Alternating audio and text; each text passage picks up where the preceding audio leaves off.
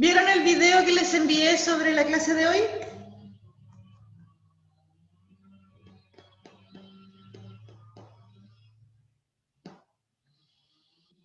Chicos,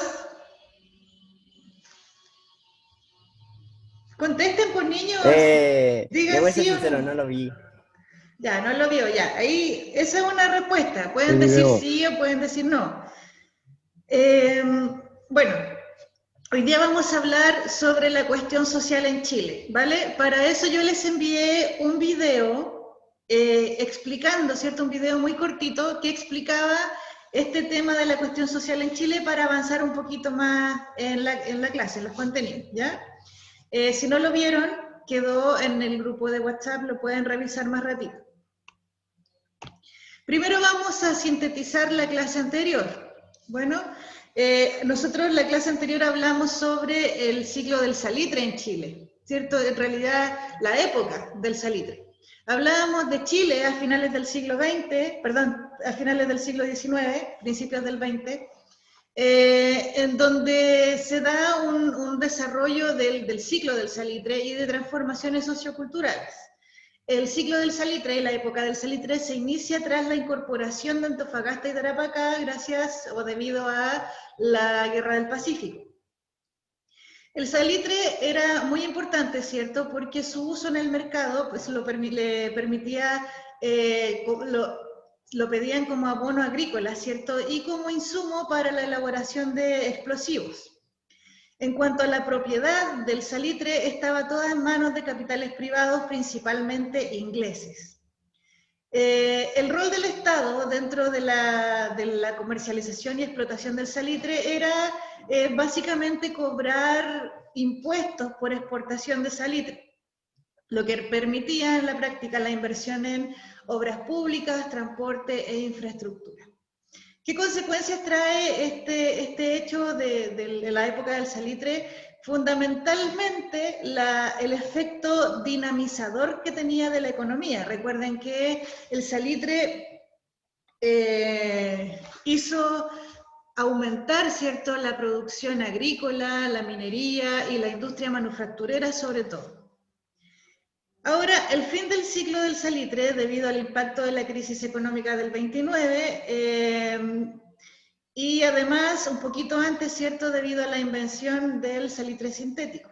En cuanto a las transformaciones culturales, hay nuevas creaciones, expansión educacional, avance en la urbanización, hay cambios sociales también, por ejemplo, tenemos el avance en la migración gracias a la migración campo-ciudad, y los cambios sociales tales como la consolidación de los sectores medios y nuevas formas de sociabilidad. ¿De la clase anterior quedó alguna duda, alguna pregunta?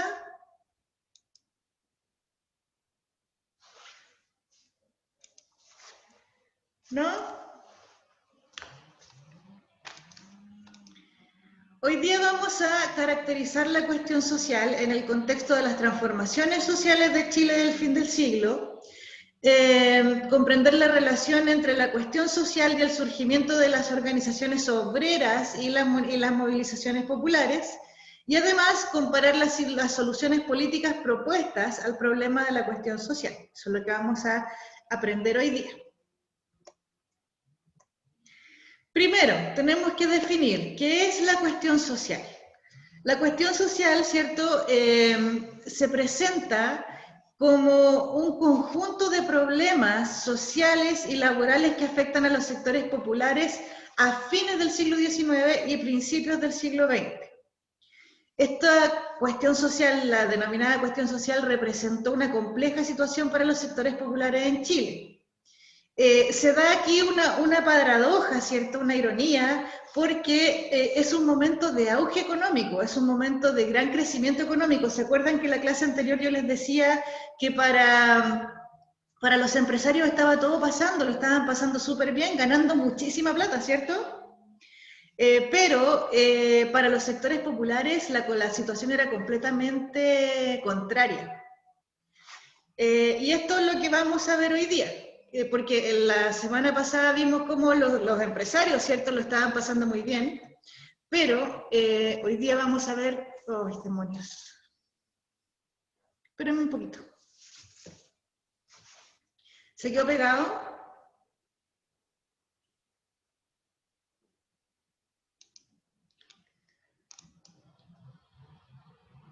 ¿Se escucha bien?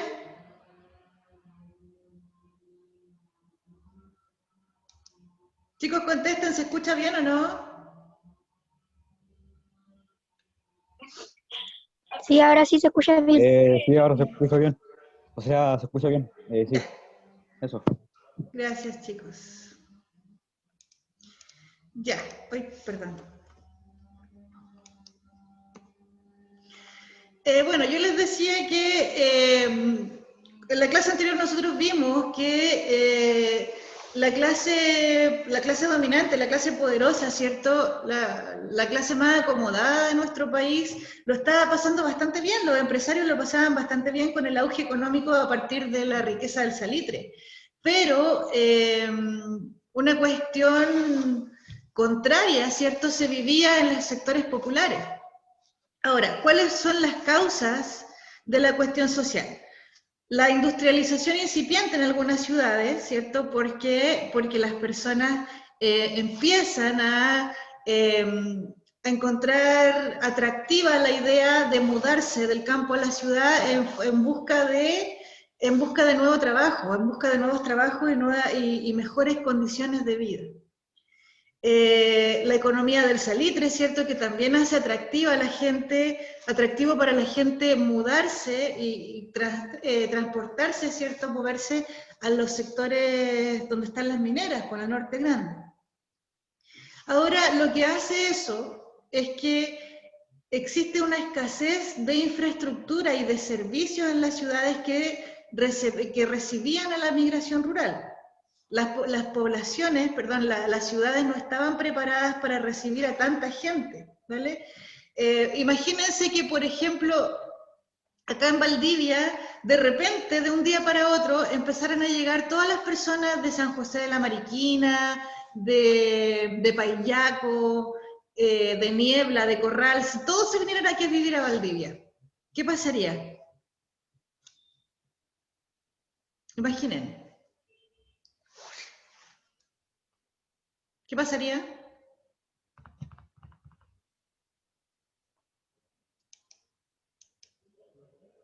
Participen, pues, chicos. Bueno, lo que pasaría es que la ciudad colapsaría, porque los servicios se van a tochar de gente, no hay suficientes viviendas para todos, por lo tanto se produciría aquí un fenómeno de hacinamiento y de empobrecimiento de la población. ¿Qué lugares afecta? Afecta a los sectores rurales y urbanos. Ahora en los lugares urbanos se acentuó por la constante migración del campo a la ciudad.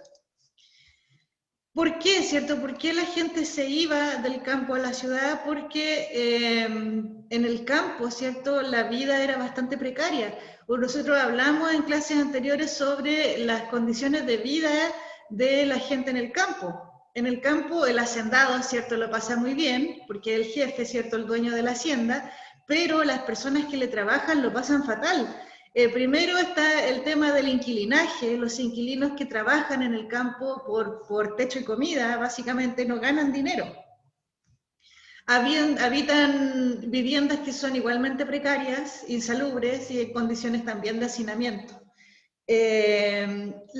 Las prestaciones, ¿cierto? Los sueldos que reciben en el campo se dan a cambio de servicios, que se les pagan especies, ¿cierto? Entonces no reciben nada de plata.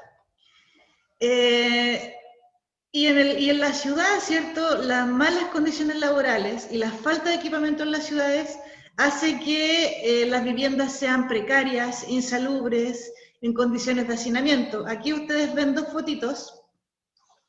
La gente vivía en estos conventillos, en los ranchos, en los cuartos redondos, en los CITES, que son básicamente piezas sin ventanas en donde viven familias completas. O sea, estamos hablando de mucho hacinamiento.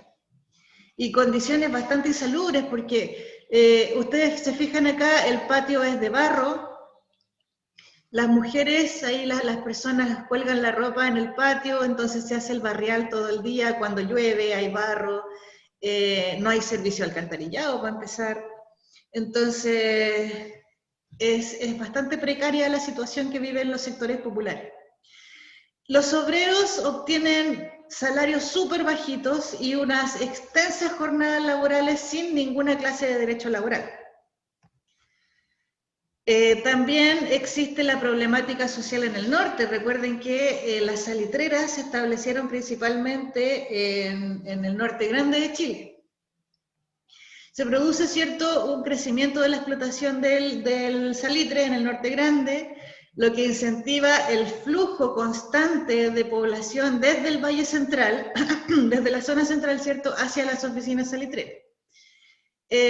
Las oficinas del salitre, ustedes ya les mandé un videíto sobre eso, son pueblos que se crean alrededor de un yacimiento o de una calichera.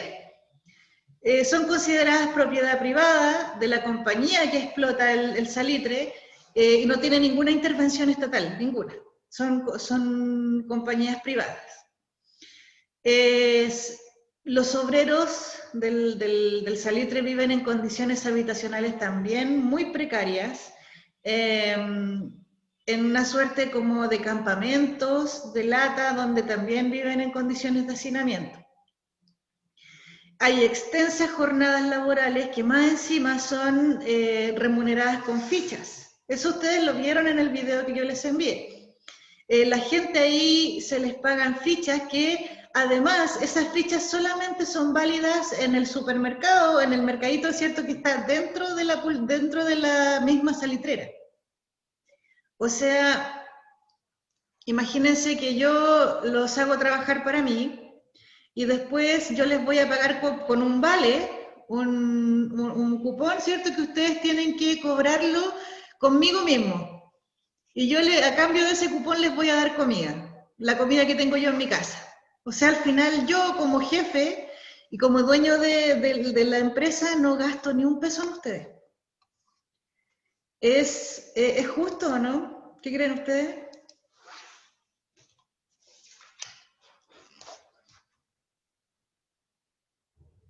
Chicos.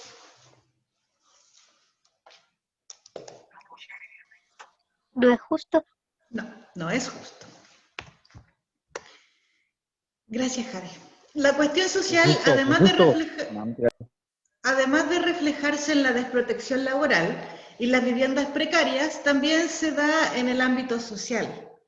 Tenemos extensión del alcoholismo y la prostitución entre los sectores populares urbanos, propagación de enfermedades como la tuberculosis, la viruela, la neumonía y enfermedades también de transmisión sexual.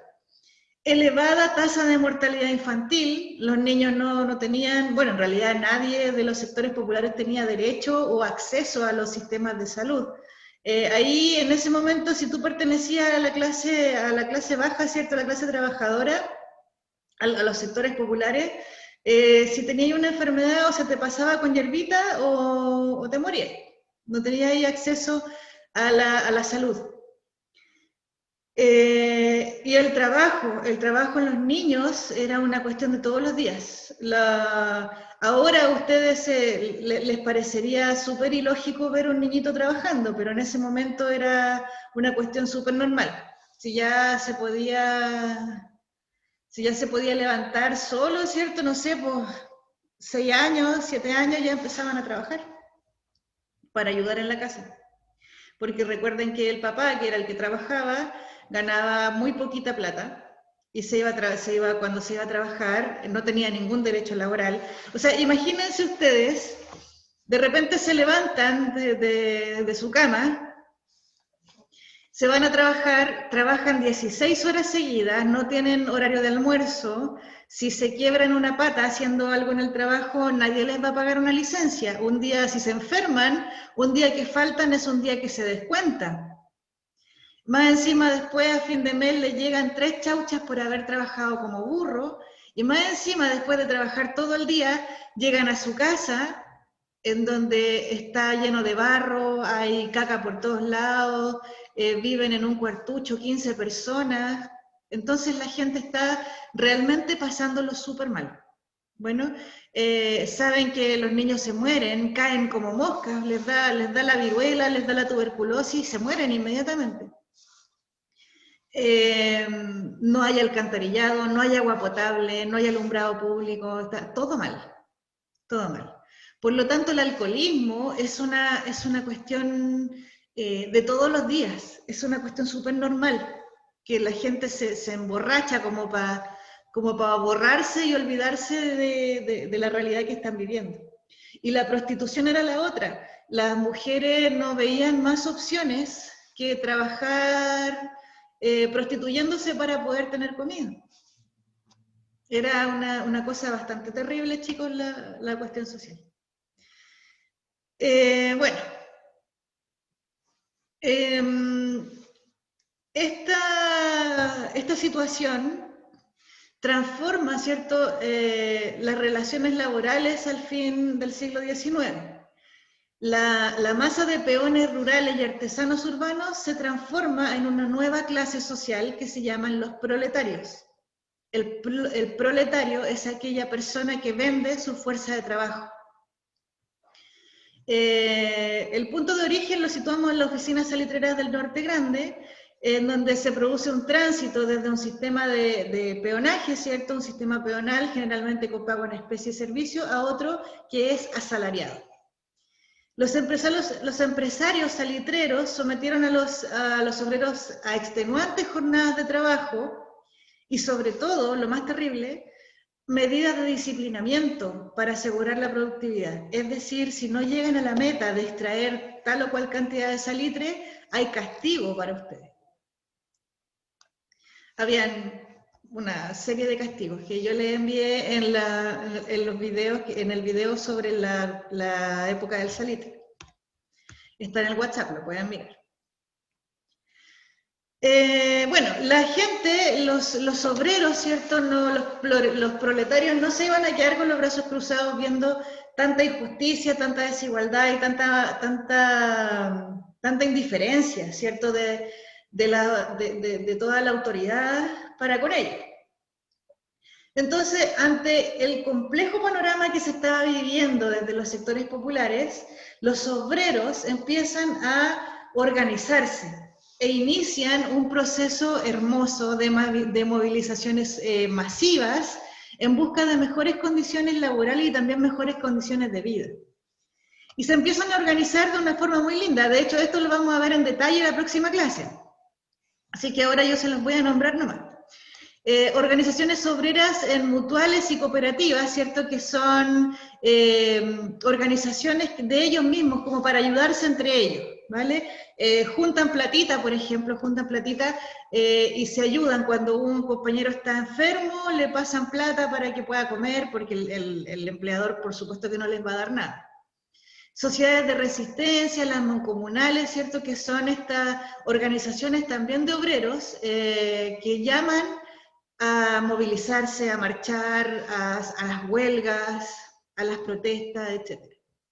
Y la Federación Obrera de Chile, que es la FOCH, que une, ¿cierto?, unifica las demandas de todos los trabajadores en una sola organización. Bueno, tenemos una serie de movilizaciones obreras desde la década de 1890.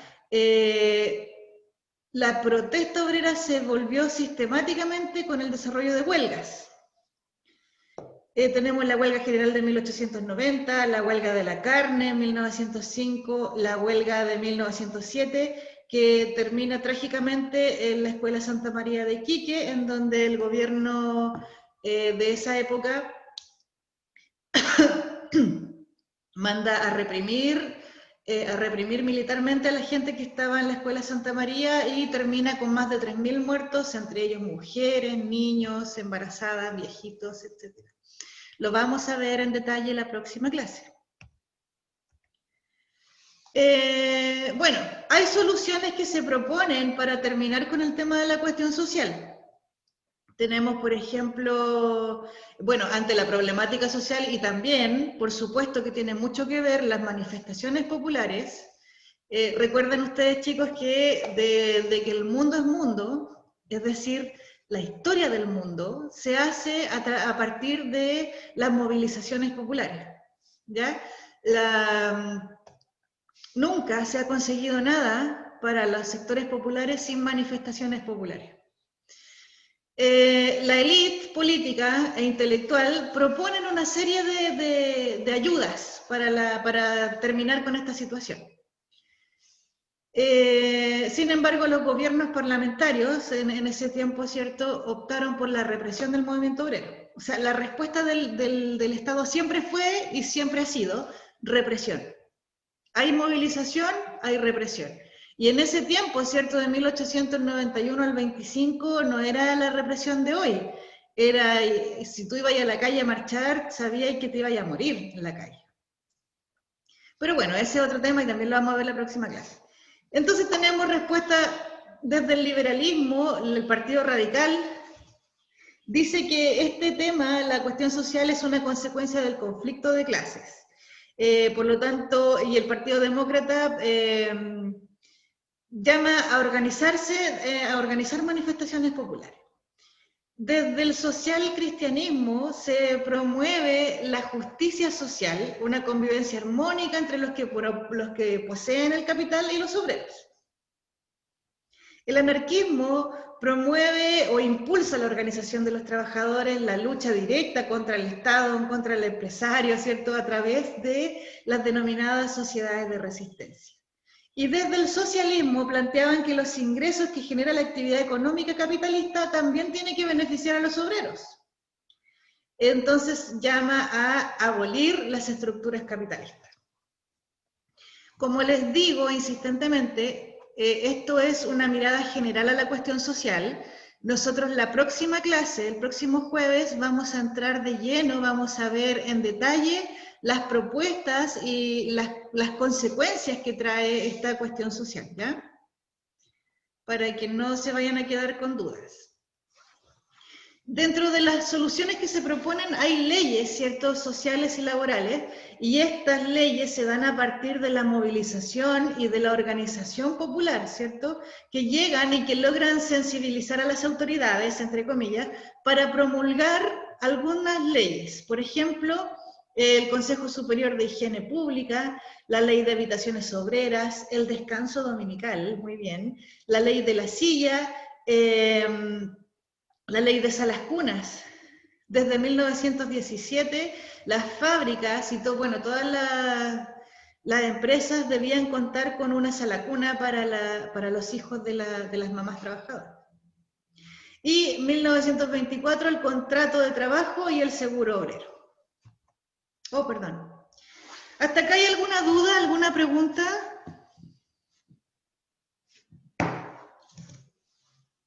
No por el momento. No han opinado nada hoy día, han estado lo que se llama flojeando hoy día. Ya, síntesis entonces de la clase. Hablamos sobre la cuestión social que abarca, ¿cierto?, de los años 1880 a 1920. Consiste en las problemáticas habitacionales, sociales y también laborales de los sectores populares, que se componen por el proletariado urbano minero y el campesinado también. Estos problemas son el hacinamiento, la insalubridad, el alcoholismo y la prostitución, los bajos salarios y, por supuesto, muy importante, la carencia de derechos laborales. Todos estos problemas provocan la organización obrera. Recuerden ustedes que los reprimidos no se van a dejar reprimir eternamente. Por lo tanto, los obreros se organizan en lo que se denomina el movimiento obrero como respuesta a esta injusticia social, ¿vale? Y se forman mutuales, mancomunales, cooperativas, federaciones de trabajadores, sociedades de resistencia, etc. ¿Y qué proponen desde la clase política?